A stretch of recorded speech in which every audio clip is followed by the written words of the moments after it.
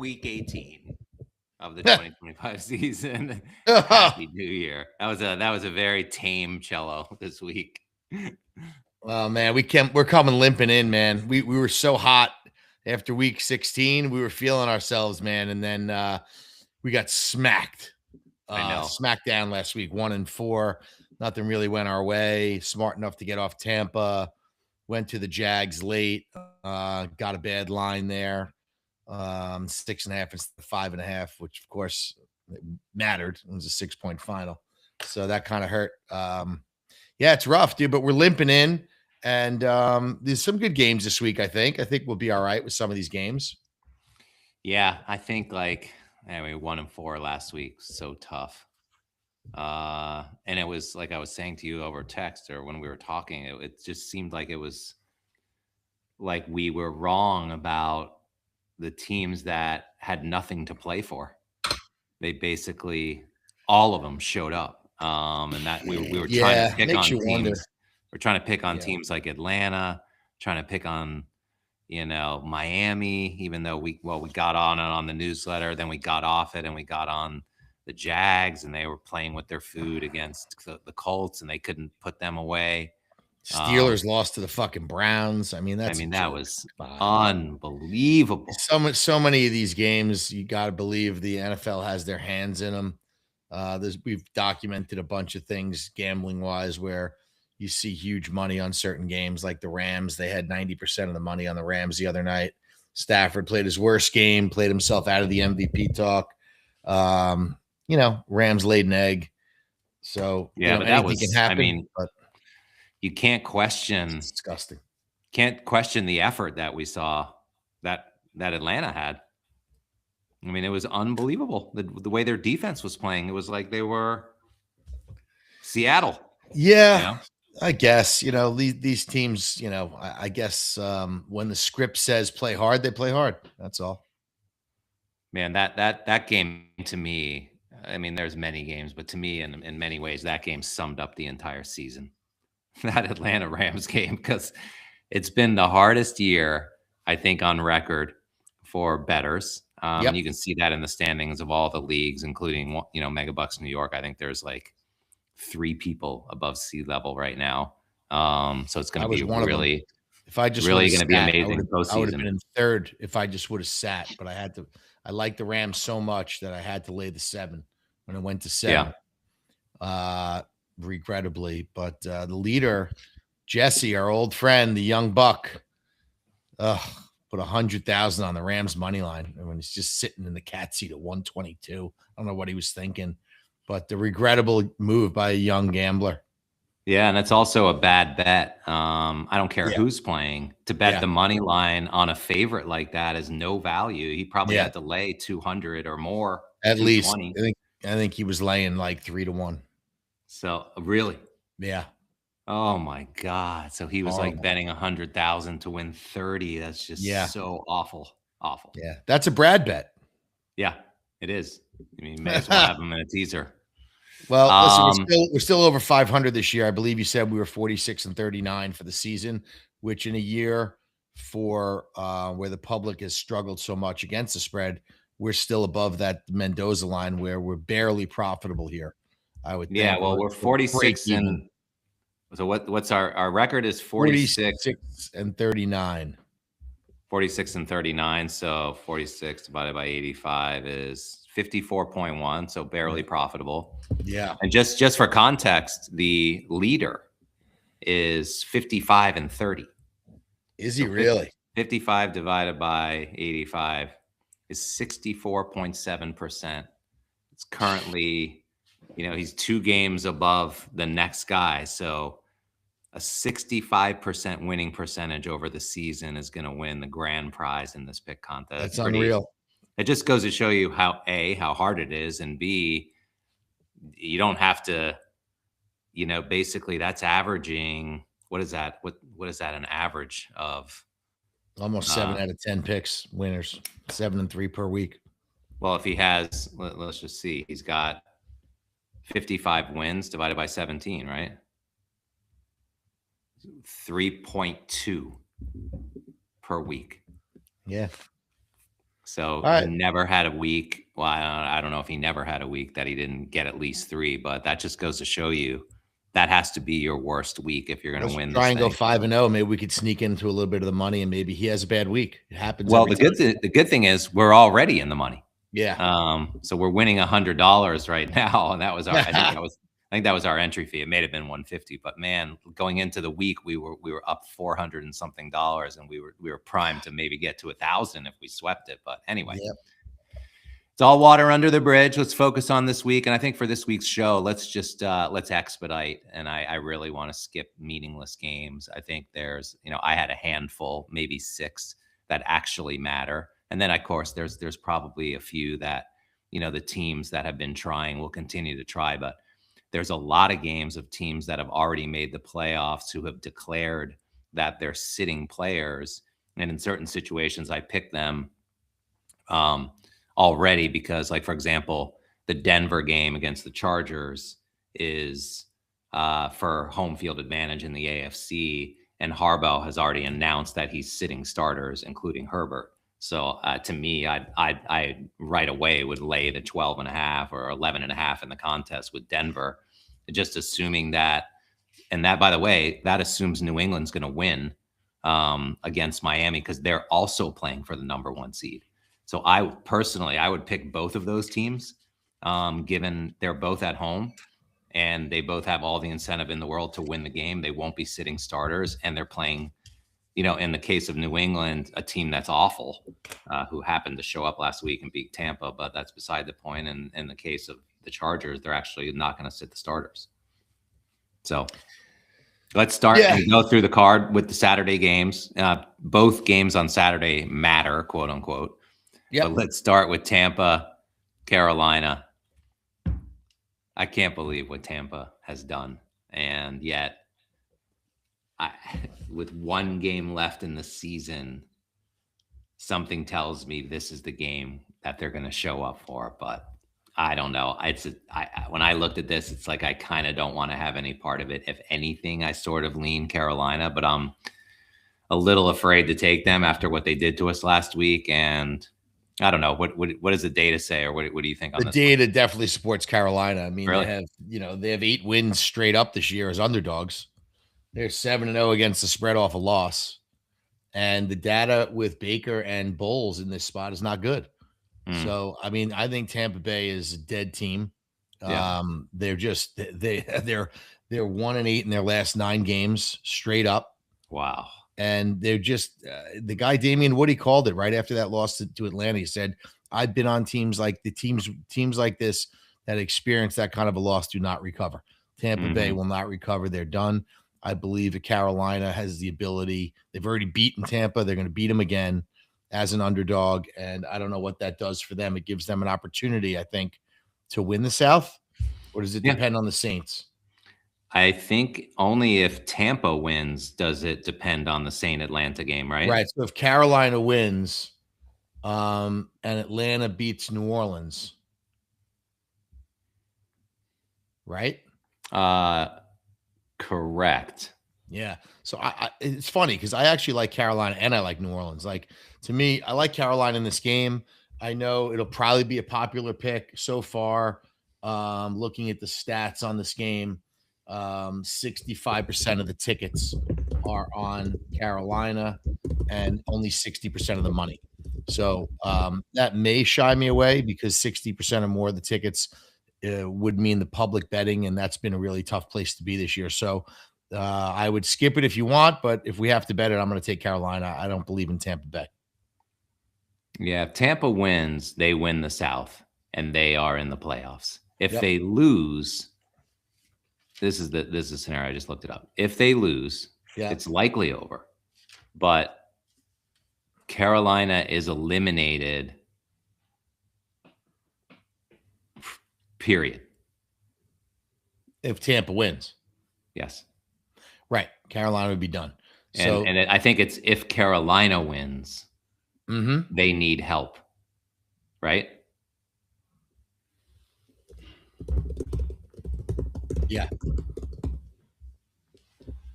Yeah, I just think in these games as underdogs, Carolina has been in a good spot. I know last week they let us down against Seattle. Seattle's defense was too much for them. We kind of thought they would have a similar with the 7.5, like a similar type game when the Rams went in there when Carolina just rose to the occasion. But Bryce Young didn't play well. Defense was all over him. He turned it over. Seattle's defense was too good. So, maybe they just ran into a team that we know Seattle's a great road team. I mean, they've been a great road team all year. So maybe I was just thinking they'd cover the 7.5, but we were clearly wrong. This thing I think is different. I think Tampa Bay, they can't even figure themselves out. They don't do anything well anymore. They don't pass the ball well. Baker's inaccurate. They don't block for him. Their running game is gone. Bucky Irving is not the same player. Their defense has been terrible, right? They can't pressure the passer. They don't turn the ball over. It all just went bad. And I just don't love Todd Bowles here in these spots either. So I'm on Carolina plus the 3. Yeah. Okay. I think it's 2.5 in the contest. Let's come back to that. I think I understand these playoff scenarios now, especially with the South, because I just kind of looked it up while we were on here. And so basically, if Tampa Bay loses, yep, and Atlanta wins, yep, Atlanta wins the South. If Tampa Bay loses and the Saints win the South. This is crazy. Yeah. I didn't realize until now how important that Saint Falcon game is potentially, but only if Tampa loses. Right. I love the Saints. The Saints, I think, are the hottest team in football. They've won 4 straight games. We talked about Shuck. We talked about how different of an offense they've been since they handed it over to him. They're playing pretty good defense. They're not allowing 200-yard passing against. So they've been very solid in the secondary. And they're playing a team that's coming off an emotionally high win against the Rams, which I don't know. It's going to be hard for Atlanta on short rest to get up for this game, I think. And I like the Saints. I like the Saints plus 3. Okay. Well, we'll come to that. Let's talk about that when it comes up in the order. But Atlanta's also won 3 straight, and they looked like world beaters on Monday night. But I get it; it's a short week, and it's for all the marbles. Okay, so I agree. We both like Carolina. Okay. Let's move on to the night game, which is basically for the number 1 seed in the NFC, and it's also that's also for the NFC West title. I think they are laying 1. Let me just double check that. Line went down. Seahawks, San Francisco. 1.5, Seattle. Okay. Minus. What do you think on this game? I love San Francisco. San Francisco's owned this matchup. They won already in week 2. It was a low-scoring game. San Fran 7-1 straight up and 6-2 against the spread in their last 8 against Seattle. And you got to love the way that Purdy's playing. Purdy's 11-3 straight up in December in his career. He's 5-0 straight up in January. They're 7-1 and 6-2 straight up and against the spread in their last 8 against Seattle. Seattle's coming off a road win. I think it's going to be a harder game for them. That San Fran offense is clicking way better than they were in week 2. And I'm not saying Seattle isn't playing better too, because they are. Seattle, I think, has proven themselves to be, especially off the Ram loss to Atlanta, you might even consider them the best team in the NFC. But San Fran, their defense, I think, is on a personnel basis probably not as good because of all the injuries. But Salah's got the defense at least staying in these games, but they're just outscoring people. So the question is, do you think Purdy can put up those kind of numbers against Seattle's defense? No, not even close. I don't. I like Seattle in this game. I'm staying away because it's to me a great game to watch, and I think it comes down to the final possession. But I think the difference here is defense. Seattle has the number 1 defense in the NFL, according to DVOA and others. And what I saw on Monday night in that Chicago game, and I think I think San Francisco's defense is ranked 24th. They can't stop anyone. And how can they stop Seattle? I think this is a Seattle victory. Seattle wins the number 1 seed. And, I'm probably like you. I sort of like the Rams to win the NFC in general. But to me, this game goes to Seattle. There's got to be a different script than the first game too. So I would take the over in this game. San Francisco is going to score. San Francisco scores on everybody. So, Mhm. I mean, Seattle's defense is good, but this isn't Carolina. Like, this isn't Bryce Young. This is No, I know. Purdy.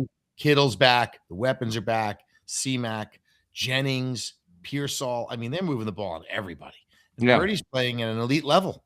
So, No, believe me, he killed me in fantasy. In the yeah, fantasy final, it was him, him and Henry, but he he, had he played 40. unbelievable. Yeah, he played incredible in that game. So I think this is going to be a high scoring game. I think it'll be a very competitive game. San Francisco gets the advantage because they're at home. So I would, if I had to take it, I would take the 1.5 at home with San Fran. Okay. We disagree. Let's go to, let's see, what's the date on Sunday? Sunday, you have Cleveland at Cincinnati. That's the 4th. Okay. Packers, Vikings. I'd like to skip. It has no meaning. The Packers cannot change their fate. And I'm assuming they're going to be resting people, and the Vikings are playing. What's the line? Nothing. Line is currently 6.5. Vikings laying. I mean, that says it all. That says it all. Packers aren't playing in this game. This is a bye week for them. Yeah, the Vikings are 4-0 against the spread and straight up in their last 4 games since that famous rant where you've had a hard time with McCarthy this year. You kind of been on him when he's been horrible, and then you hate him, and he's been hot since you hated him. Well, it's kind of one of those years for you with him, No, actually, you're right that I missed him when he came back and they beat up Washington, and I missed when they went to Dallas, but I was very much on him in the Giant game, and then he got hurt. Yeah. And Brosner played last week, so that didn't matter. But either way, this game, I don't care about the data, Cello, because Green Bay's resting everyone. If they're resting players and whatever it is, I think you got to like Minnesota. Yep. Okay. I mean, Kyle's going to play. These guys are going to play, and it matters to them, Yeah, they'll probably win and cover. Yeah. Just to prove a point, I guess. Well, it's a division game, and the numbers do add up pretty well in this spot against Green Bay, actually, for Minnesota. Minnesota's had a lot of success in this spot against them. So again, like you said, if they're resting players, it's a wild card. You never know. Who knows? Maybe the backup players for Green Bay play well. Is it going to be Malik Willis again? By the way, that was just so disappointing, the Baltimore loss, because Willis is very good. I thought he did so much for his trade equity in that game. He's a very good quarterback in my mind. Yeah, they were talking about him all week on the fan. I would love that guy. I would love that guy on my team. People were calling in the fan all week, Jet fans. Yeah. Saying that they should keep all their picks and just trade for Malik Willis for 1 year and wait for Archie Manning to come out. Okay. Let's I like Minnesota. Let's come back to that. There is a game that matters for Jacksonville. The Titans game, basically, I believe the Jags can, they're laying 12.5, but this game matters for Jacksonville. Yep. It's basically they can clinch the South with a win or a tie. And it would affect the seed order, helping the bye positioning and the matchups. Texans are 11-5 and already in, but they can also steal the division if they beat the Colts and the Jags lose. So they're and I believe they're playing later, right? Are they playing at the same time? Who? The Colts and Houston. Not sure. That they are playing at the same time. It's also at 1:00. Okay, so it's going on at the same time. And I think, look, if the Jags win this game against one of the worst teams in the league, I don't know what they're ranked, maybe 30 something, they win the South, and they're playing great. They had not such a great game last week, as we both know, against the Colts, but now they're home. They're playing the Titans basically for the division. And I think they flex it here and end up having a big game. What do you think? It's funny that I wonder how they're going to handle pressure like this, Jacksonville. I mean, everybody knows they got to win this game. It's a division game. Tennessee has not been good. You would just think this is an easy win on paper, certainly. I mean, Jacksonville's defense has been unreal.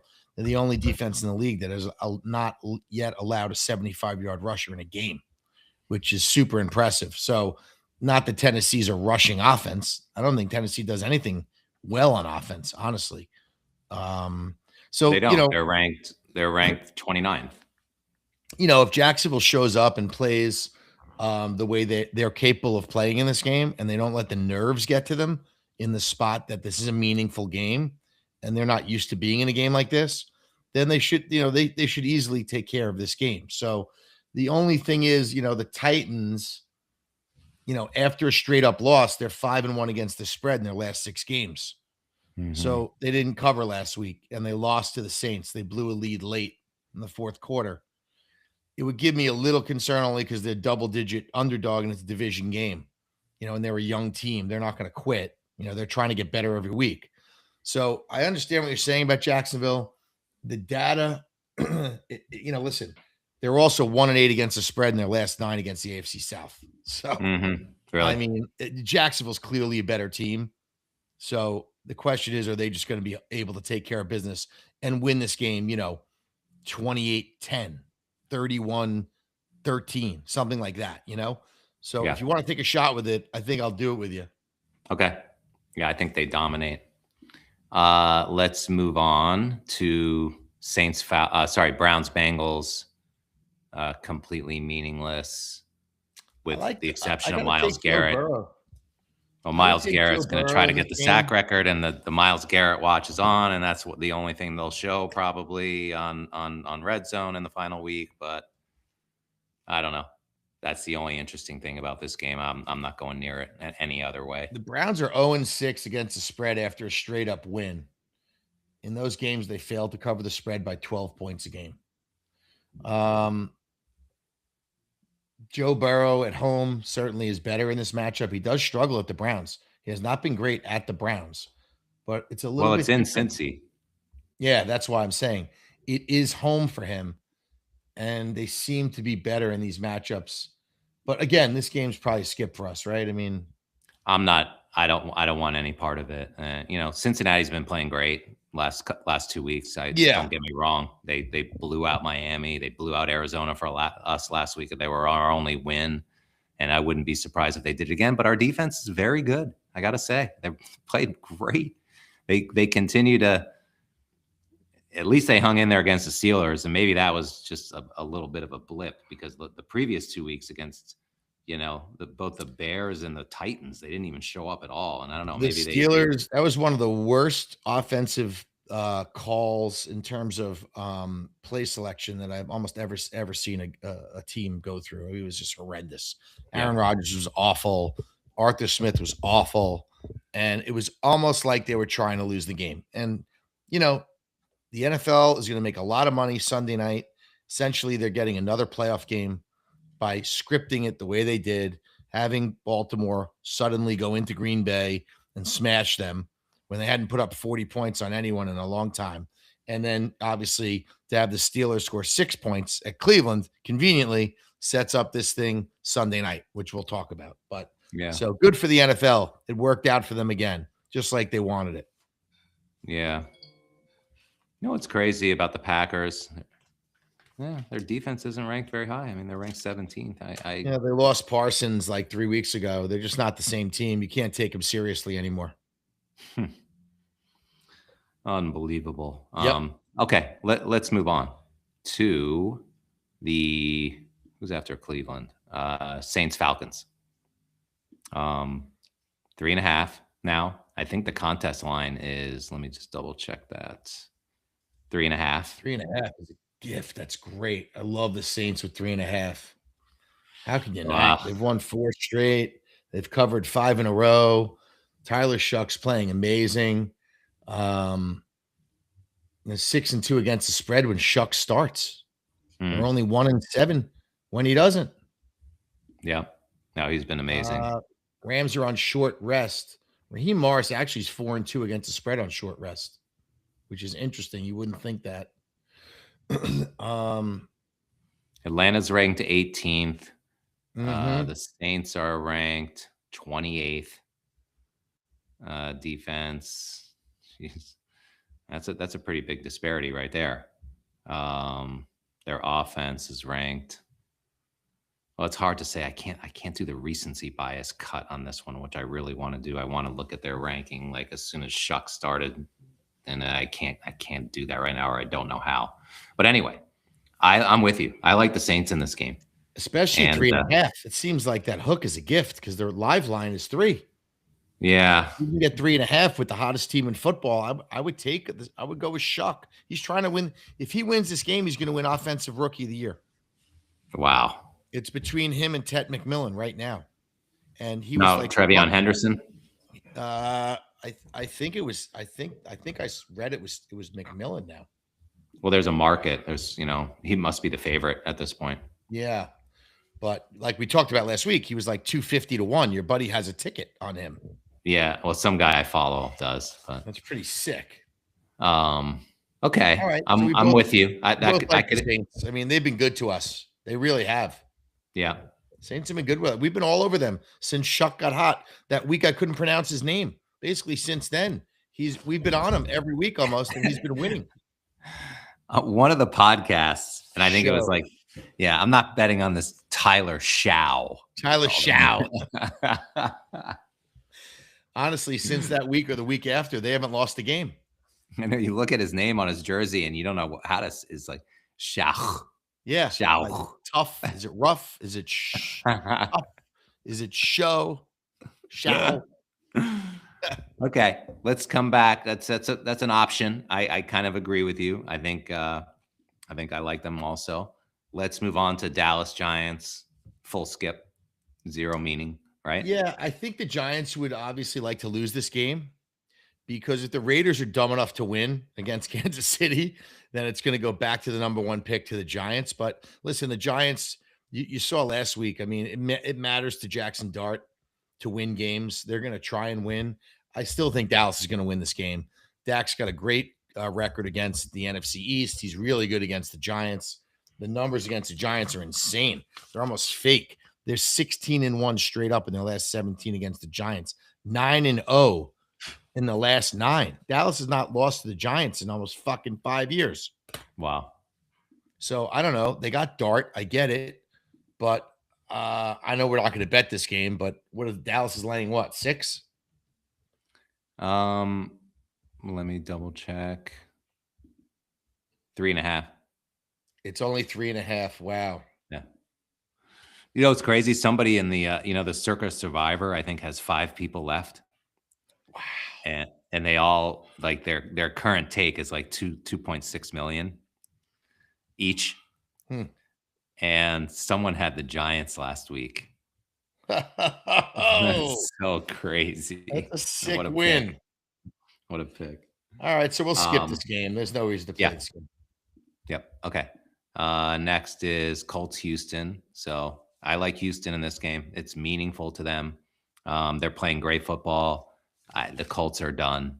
They hung in there a little more. I like the Texans in this game. They're starting that guy Riley Leonard, which basically is an admission of we surrender. And I don't know the incentives that Jonathan Taylor may have unless he's going to be incentivized to have a huge game, which I can look at right now. Incentives. Jonathan Taylor needs 1 rushing touchdown to break the Colts franchise season record. So if he gets 1,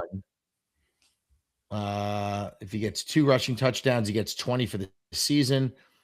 Trails James Cook by 47 yards for the NFL rushing title and needs 76 scrimmage yards to get to 2,000 on the season. So Jonathan Taylor is going to be incentivized to play.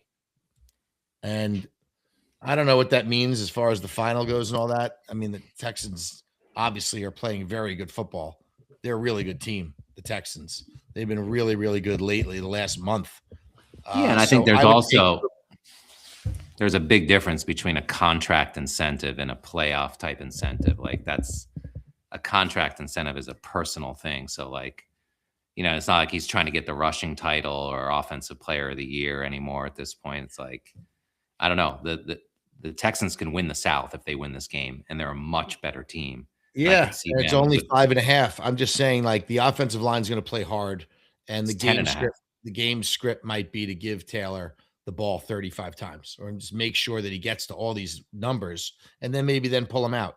You just got to hope the Texans can keep scoring, because the Colts defense is dog shit. They've been Yeah. horrible. Yeah. So I like the Texans in this game. I like the -7.5. I think that's smart. It's 10.5. Oh, is it really? Yeah. Wow, it's a really big number. Yep. Okay. I mean, you really like it? Yeah, I do. I think it's, again, there aren't many games here. I put in the games already that actually matter. The rest of them don't. And I'm not considering somebody's contract trigger as anything Yeah, but meaningful. just because the games matter doesn't mean the teams cover, Jack. Don't No, I know. don't fall into that trap, because No, I know. you're speaking as if these games have already been decided. No, I know. Trust me, I know that, and it's a division game, and it's a lot of wood to chop. A lot of times you want to fade these teams that have to win, that are laying big numbers, believe it or not. But I do think that the Texans are on a real mission, and the Colts basically have quit. Yeah. Okay. Yeah, that's the other thing. That it's not like they're putting Rivers back out there. It's Correct. Riley Leonard against Danielle Hunter and Mr. Anderson. I love Mr. Anderson. He's sick. Jets, Bills. Oh God, Nothing. What Buffalo's going to do to them. This is the last game in that stadium. Buffalo's coming off. Josh Allen didn't sleep all week after missing that 2-point conversion and getting his ass kicked all week. I mean, I could see Buffalo. I mean, the Jets have quit. The Jets have been historically bad, Jack. This last in December, they're one of the worst teams since 1960 on defense. Yeah.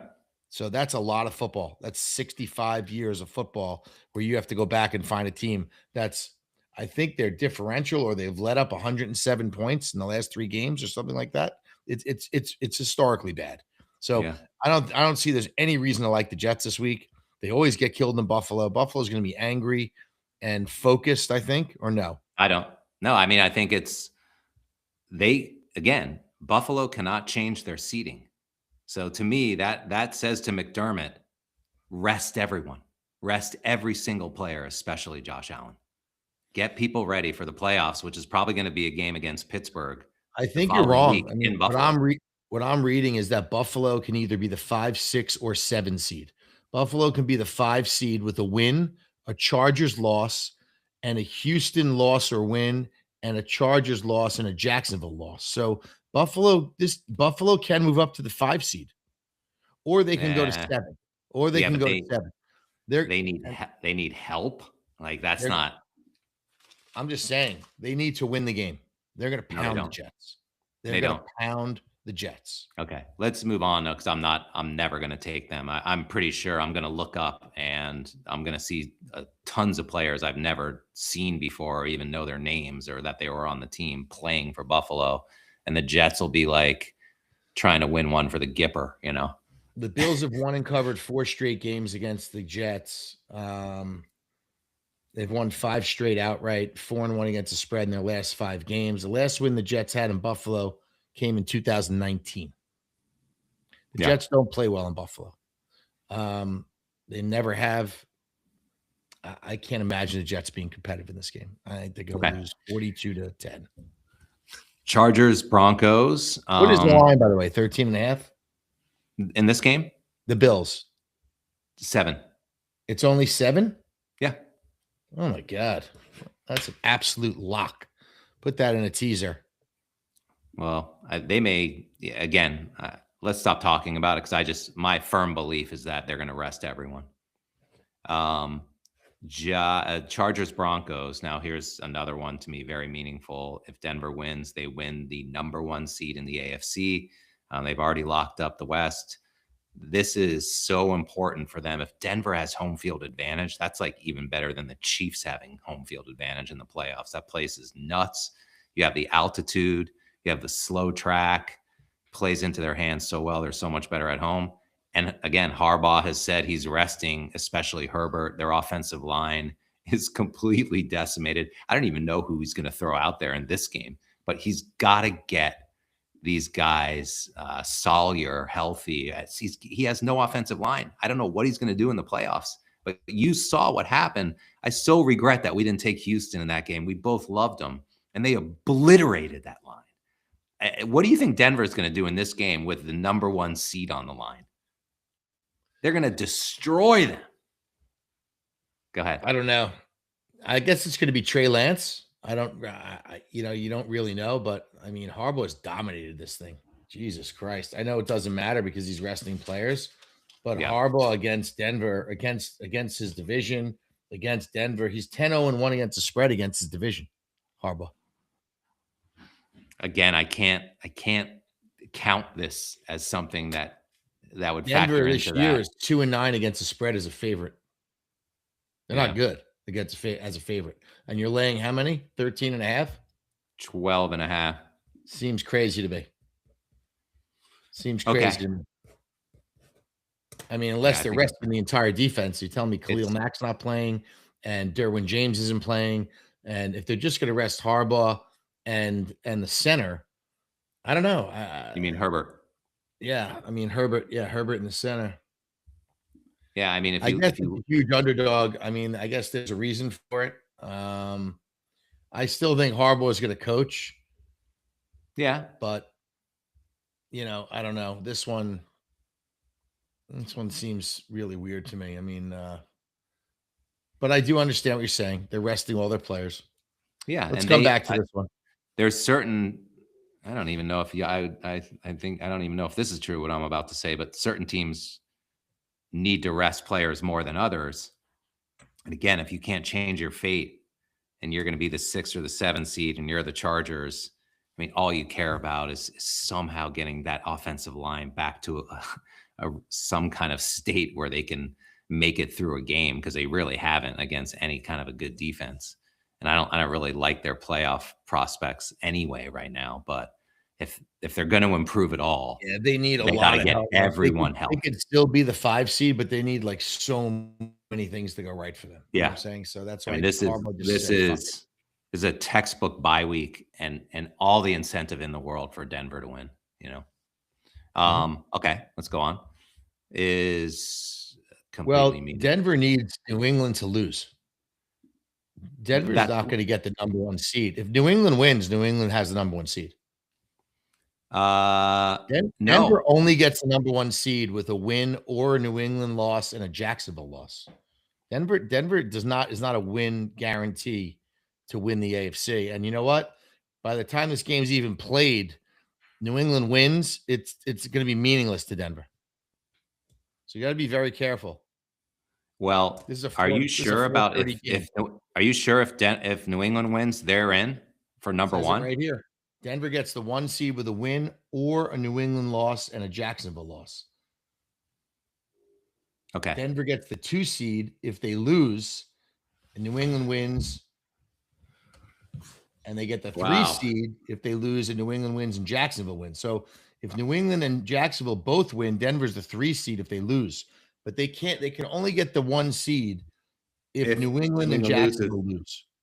Well, if New England loses, then Denver can get it if they win. And also Jacksonville has to lose. No. That's what it says here. All right, because the Jags beat them. They have the tiebreaker. That's right. Yeah. So let me tell you something. This game is going to be a meaningless game. It's a 4-something game. Yeah. I don't like this game for us as much as you liked it. I think once we know that, because New England's not going to lose to Miami, I don't think. It becomes interesting.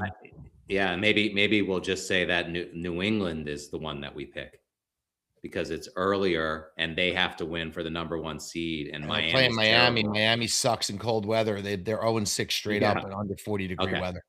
Okay. And they're starting Ewers. Yep. Who played great last week. Yep. This is another rest game. Eagles, Commanders. Philly can't change anything. Yep. And we're looking at a backup in Washington. I have no interest in this game. Oh, sorry. Chiefs, Raiders came before that. Love the Chiefs. There's no Raiders will not even try to win. Why? They have the number 1 pick in the draft. They're going to take Mendoza. They need a quarterback, and they're not going to fuck it up. Pete Carroll's already told everyone they shut down what's his name, Crosby. I'm telling you, they're not going to win this game. I like Kansas City. I I had a thought process of taking Kansas City on the money line for all of my units. They're a money line favorite. Correct. I'm not interested. I hate them. They suck. I might parlay that with something like Kansas City money line with something, and then try and hit like a 5,000 unit parlay with some things with that. I highly recommend you stay away from this game. I've seen crazier things happen than the Raiders winning this game. They hate Kansas City. I know what you're saying about the draft. Players aren't built that way. Management is, but not players down on the field. Dictated. What showed me last week, that effort they put up against the Giants showed me that they are tanking. All right. Let's move on to Washington, Philly, another meaningless game. Philly is laying 7 at home, but they will be resting people. I don't know if Jalen's gonna play, but I see this as a full-blown rest bye week for Philly starters. Okay. What do you? I have no opinion on the game. I don't care. Okay. Then we got Detroit, Chicago. Same thing. I like Campbell in this game. I think he's going to play hard. Yeah, way, I do too. I think I deserve a little recognition on week 1 on this podcast, saying that Detroit was going to have a really hard time this year. You did. Ben Johnson. And I know after week 2, when they blew out the Bears, I kind of was eating a little crow there, but Detroit is now eliminated from the playoffs. Yeah. Which is kind of what I figured would kind of happen with them this year, because I thought the other teams would be better and they would be worse. So I did get that one thing right. Of course, I didn't bet it, which I should have, because their over-under total must have been 10.5. Had to have been. Probably. Right? Yeah. So we could have cashed that ticket. I didn't do it. But, at least I was right about one thing on this podcast from the beginning of the year, and that was it. Well, you were right about a lot of things. It's just like, did we cash out on these big theories? And I trust me, I got hurt by Detroit down the stretch. There were a couple of games in these must-win scenarios. I lost. I was very sure. I forget the game. It may have been the Packer game. They were very disappointing. I did the unthinkable. I did the unthinkable. I went with the data against my own team in Detroit. Yeah. And the Steelers won that game. I couldn't believe it. I can't, to be honest with you, and we're going to get to this because it's coming up as your game, but I just cannot. I can't reconcile what the Steelers did in back-to-back weeks, the way they looked against Detroit and then Cleveland. It's so bizarre. None of it makes sense. I'm telling you, it makes you wonder if these games, if there's a higher power that is fixing these positionally, making things so that the playoff order and things like this are happening for more viewership or more money. I get it. I don't know. Like 90% of the money was on the Rams on Monday night. Falcons, of course, played one of their best games of the year after they'd been eliminated 2 weeks earlier. So I get the players play, I get they play. Stafford threw 3 interceptions in a game. He hadn't done that the whole season. That was really weird to me. But also the Steelers Browns, like going back to that, Cello, even on that final drive, I mean, I've been watching Steelers Browns games my whole life. I still thought we were going to lose. Yeah, me too. That's a game that you tie and then win by a field goal in overtime, or in this day and age, maybe a touchdown. But like, it's just not a game we win. Totally agree. Right. And we intercepted Sanders twice and we still lost. Yeah. Some of it I agree was the play calling. Some of it was just, I think they just fully trusted Aaron to just make the throw that mattered. Yeah. And he just and he didn't. And he kept throwing to MVS. The guy's been out of football all year. I mean, why are they throwing it to him? I mean, I did think it was pass interference on the last play, but it's a bang, bang play. Can't rely on the officials on one play to save you. When you had guys open, he could have just thrown it to Gainwell over the middle. He was wide open. He didn't even look at him. I saw. So, like, Rodgers played like shit. Yep. And he's going to have one chance Sunday night to redeem himself, and he better fucking do it. Cardinals, Rams. Here's what I like. I'll tell you this. If you're right about Seattle and they beat San Fran, the Rams can move to the 5th seed with a win over Arizona. Arizona's quit. This is Yeah. not a huge number. I think we should watch Seattle. If Seattle wins, I think we should pound the Rams. Okay. Pound. I like that. If Seattle wins, If Seattle wins, then what? Then the Rams. then the Rams can get the 5 seed with a win. Okay. So they have the 6 right now. Yeah, they're in the 6 right now. Even if they lose and San Fran wins, they're in the 6. But they can Yeah. get to the 5 if San Fran loses and they win. Is there some going back to the real quick to the Bears Detroit game? I think there may be some implication about the Bears playing the Packers again if they win or don't win this game. And I kind of let me just look that up real quick. Chicago can be the 2 or the 3 seed. Chicago's the 2 seed with a win and an Eagles loss. They're the 3 seed with a loss and a Philly win. So they're either going to be the 2 or the 3. So if they win this game, they will clinch the North and host the Packers. Yep. Is that something they want? Or yeah, no. I They think never beat the obviously Packers. You want to try and I think you want to be the 2 seed if you can. You got to. Yeah. Washington's not going to beat Philly. Right. Right. It's just, I mean, certain things just aren't going to happen. Right. Washington's not going to beat Philly. I don't think. So there is a little incentive for Philly. Yeah.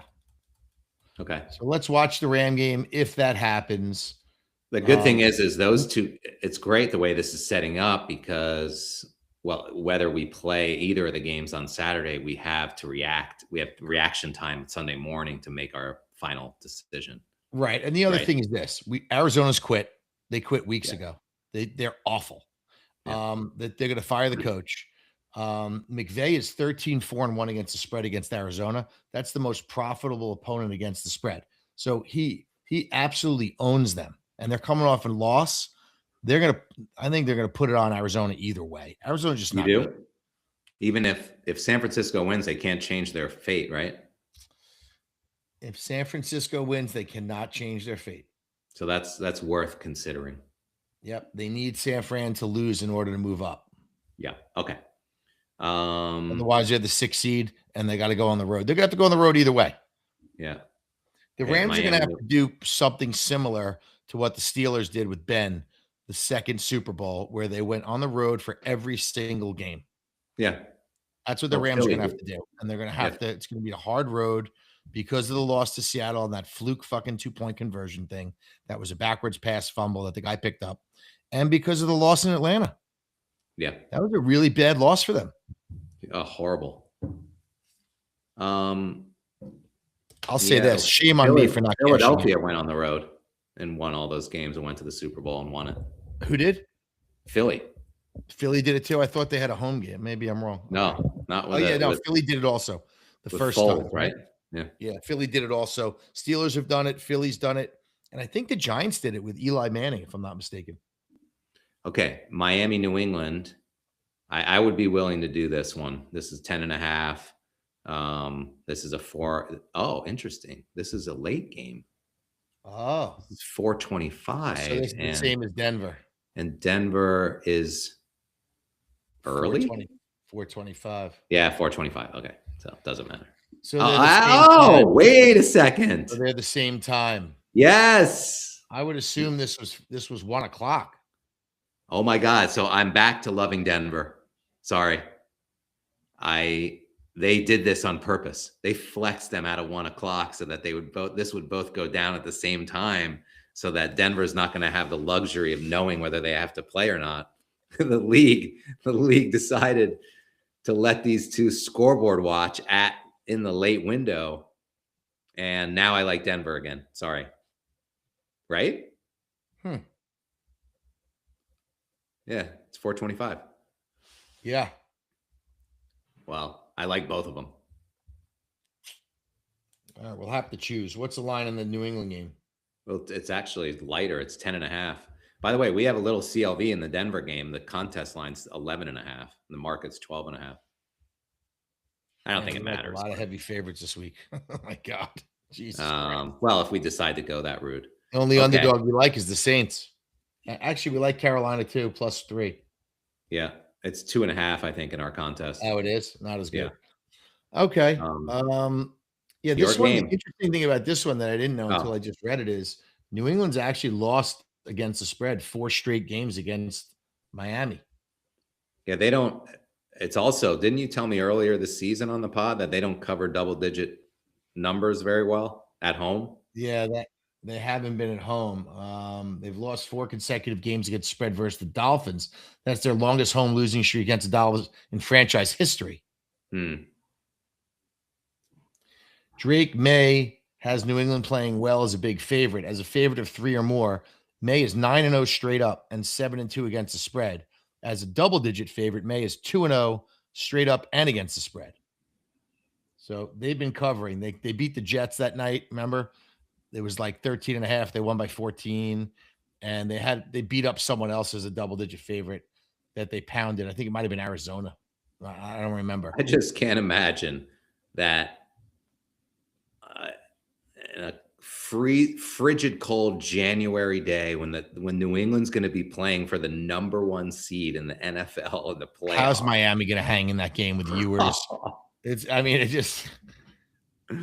Devon A. Chain, he does have some incentives. He's going to need a lot of scrimmage yards, but none of that matters. The one thing that I will say that would keep me away from this game is the Stephon Diggs arrest for choking that woman. Yeah. And I don't know how that's going to reverberate in the locker room. Like Diggs has been a leader in that locker room all year. Vrabel loves him.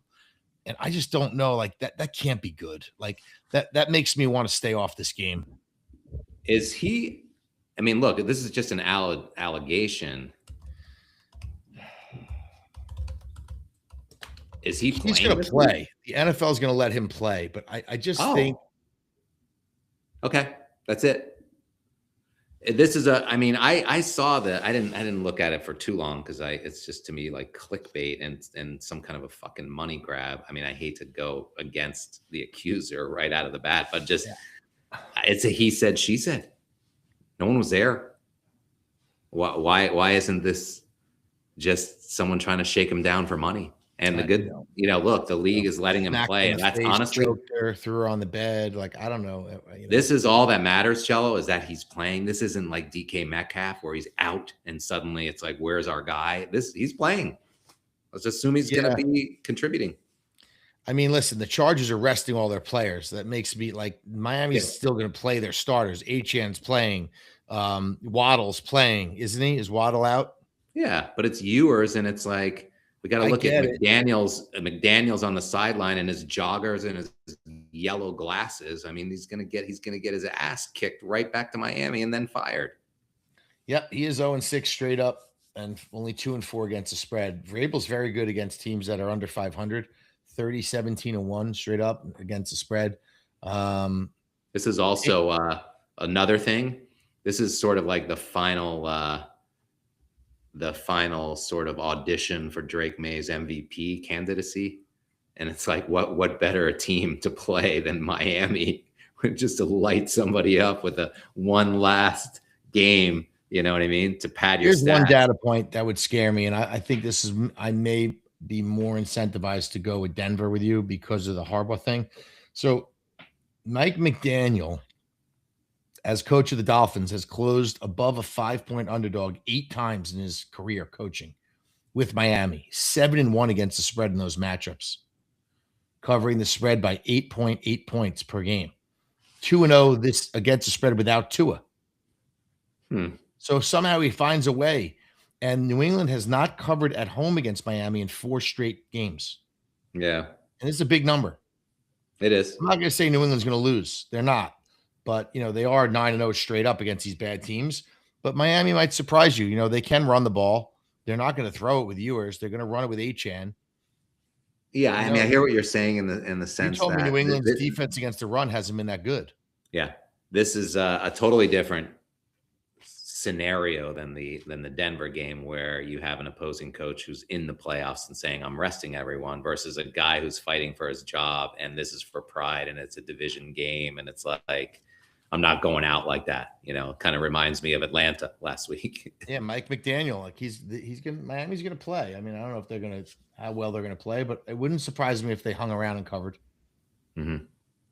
Okay, but that extra incentive of playing for the 1 seed, it's got to mean something, and the temperature. But Yeah. okay. We'll consider it. Let's talk about the final game of the week. There's no Monday Night Football game this week No. because the Steelers are playing the Ravens in the final football game of the year. Right. So it's the 4 seed for the winner and Cancun for the loser. Yeah. That's basically what it is.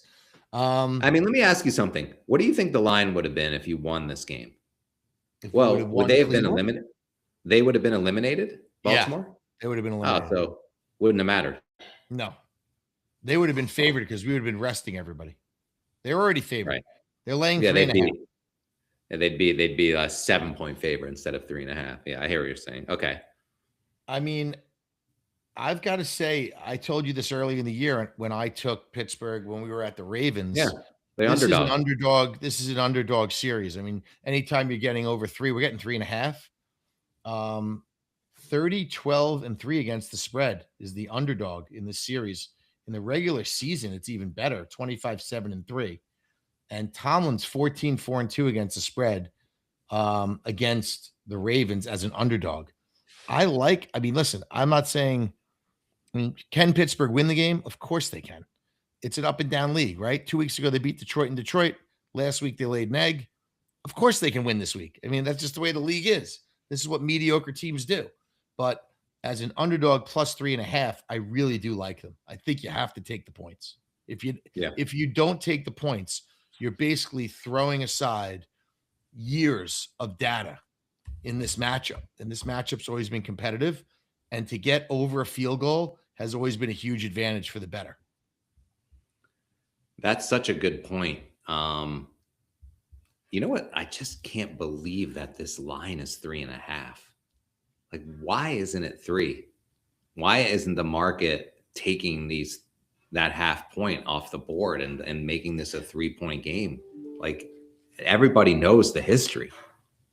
Like, they really believe that Baltimore is like suddenly good because they beat up the Packers and Henry had 200 yards rushing, and that they're going to do that to you guys who have, like I said earlier, the 8th ranked rush defense, coming off a horrible loss. You're at home where you historically play great. I haven't been impressed with Baltimore. You know that. I talk about it every week. I absolutely love New England. We ended up betting Baltimore, but I still liked New England. I think they've been on a decline for the last month. I know they looked incredible against the Packers, but I would never back them in this spot. I really like Pittsburgh. Is Lamar going to play? You know what? I hope he plays. He's struggled in this matchup versus Steelers in his career. He's 3-5 straight up and 2-6 against the spread. He's the least profitable opponent against the spread in his career is Pittsburgh. So he has not fared well in these matchups, especially when we get him in our building. The one impressive thing that I just read, which I did not know. So under John Harbaugh, Baltimore is 8-0 straight up when playing a game off back-to-back night games. So they just played New England at night and then played Green Bay at night. And now they're playing Pittsburgh at night.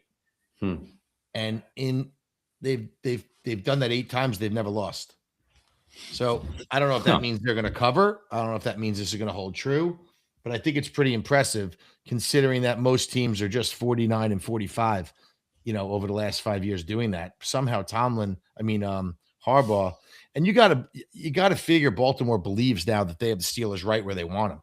I mean, Aaron Rodgers looked vulnerable last week. We have no DK Metcalf. The difference is going to be Harmon's playing. So the Steelers' rush defense has been better for the last half of the season. And I know Reed yells at me all the time about stats and stuff, but recency stuff like that you use, I think matters more than general NFL.com stats. Like, yeah, they gave up like 40 points the first 8 games of the year. So their overall defensive data is not good, but I watch the games and they have been much stingier against the run. I mean, they held Jahmyr Gibbs to his worst game of the year against Detroit, and that was on a fast track. So if they could slow Henry down, make Huntley throw the ball, I think that's the recipe, right? We're at home, low scoring, control the run. Henry has a lot of fumbles this year. He historically had not fumbled a lot. He's fumbled a lot this year. So I don't know. I think the number's 3.5 because people just think Derrick Henry is going to rush for 200 yards. And they're just saying, the Steelers can't stop the run, and that's the way it is. But I think it's a misnomer. I think the Steelers are playing a lot better on defense against the run recently. And when the Steelers don't turn the ball over, they're very good. We turned it over in Cleveland, then we lost. But when we don't turn the ball over, we're 70-12 Yeah, is that right? under Tomlin. So I think that's the recipe. The running backs have to play better.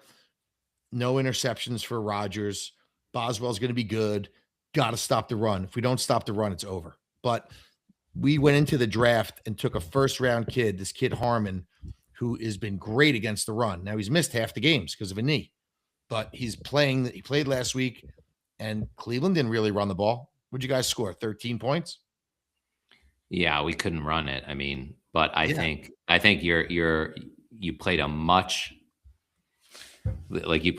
tougher defense last week. Yeah, you played terrible, but the Cleveland defense is twice as good as Baltimore's defense. Baltimore's, yes. Yeah, I mean we're ranked 5th. They're ranked 15th. I know.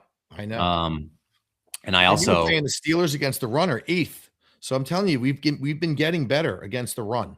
Yeah, and plus those things you and I both know so well, those qualitative factors in that Cleveland game. Like we joke around and say it was their Super Bowl, but I saw stuff like this week, interviewing players and players saying, we talked about it in the locker room before the game, and we were 100% committed to not letting them put the hats on, that they won the AFC North, that they were going to put the baseball hats on after the game. They didn't want to see that on the field.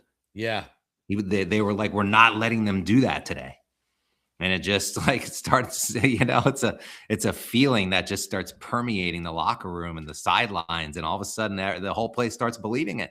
Listen, that's a rivalry where it doesn't matter what the record is. Like Cleveland, the whole off season, Cleveland hates Baltimore too, right?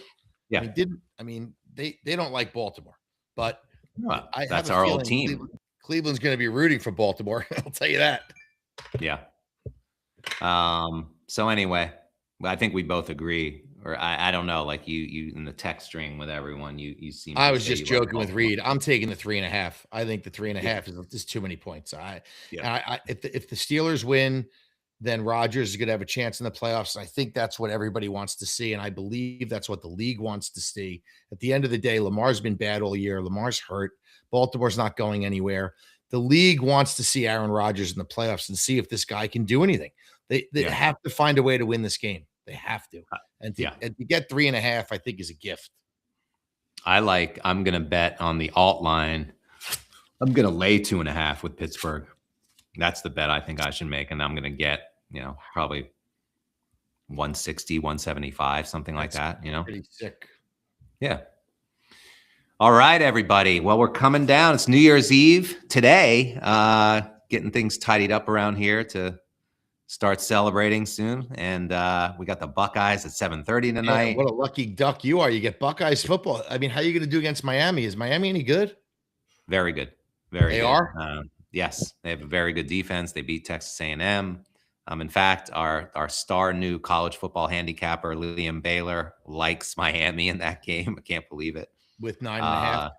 Right now, he liked Texas in that Texas-Michigan game, although I can't believe that line went down to 4. Tomorrow, we have 3 amazing games. Do you have a score in that game? Because Brad made me bet that game. I don't right now, but we got tomorrow kicking off at noon. We got Oregon, Texas Tech, and then we got Alabama against Indiana. I think that's the middle game of the afternoon. And then the night card is Georgia against Ole Miss. So 3 amazing. I'm so bummed out that Ohio State's playing tonight because I have to go to this dinner and then we're hosting people over here. So I'm going to be like watching it with one eye, but I'll watch tomorrow. But I really want all at the half, Texas, Michigan. Oh, really? Yeah. Interesting. So one more thing. I thought Michigan would be totally fucked without Sharon Moore and everything that happened, like losing to Ohio State. The coach is a rapist. How are they competitive right now? Hey, listen, the other thing you should mention is to bettors and want to make a bet, we're going to get one more injection, which is the last 25,000 units, which will come, I guess, on Sunday night or Monday morning, you'll wake up to it because there's no Monday night Monday game. morning. Yeah, Monday morning, you'll unfortunately, it's wake gonna up to those happen. units. Yeah, So everyone who's at zeros comes back to life. You get one last chance in the playoffs. Everyone's sitting where you are. You get another 25, and then like they say, from that point on, let the games begin because that's when it really yeah. matters. It's going to be Well, it's really close. also more than any other year since we started adding the 25K is just like so meaningful because there's nobody, really that high above 50,000. I Nobody's mean, running away. Reed is in first place right now, and I think he's got like 80. Yeah, You no know, one's running away. I so can't believe what Jesse did. But listen, this has been a great year, Jack. I love doing this thing with you. We have a lot of fun with it. We agree, we disagree, we laugh, we make fun of the players, we make fun of the coaches, we make fun of the game. you know what I noticed, by the way, a trend? Yeah. When we both agree, it's not good. No. It's better when we disagree and then we start negotiating offline and try to come to a middle. Yeah, yeah. I know. Shit. So we may be doing that a little bit this week. So hopefully we can sweep the board and finish strong. But it's been a good year either way for us. Yeah. Picking games, and it's in one of the hardest years of all time. One of the hardest years. We're over 500. So honestly, we really can't complain. I think the combination of the data, the DVOA stats, watching the games closely, knowing the player stuff. I think you being in fantasy probably helped you a little this year with a couple things, just knowing players and situations, who's doing well for what team, who's, who to pick up in a certain week, who's, like that stuff matters, and then you have matchups against certain defenses where they can't cover the tight end or they're not good against slot receivers or that kind of stuff that when you're in fantasy, you learn that. When you're not, you don't really know it, Yeah. What's missing from fantasy and what's I think extremely important in sports betting and handicapping. And it's sort of like a bit of a reminder for people who only play fantasy and think that they can translate that knowledge to sports betting is that you really have to be familiar with the injury statuses of non-skill players when it comes to sports betting. Like, I think that matters so much.